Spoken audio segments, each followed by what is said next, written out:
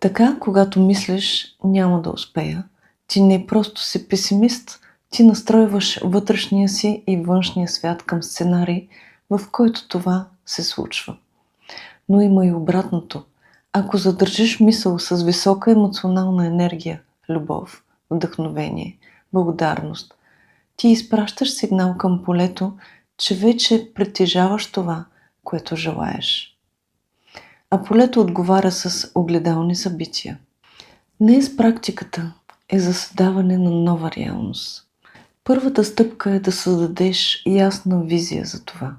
Затвори очи и виж реалността, която искаш.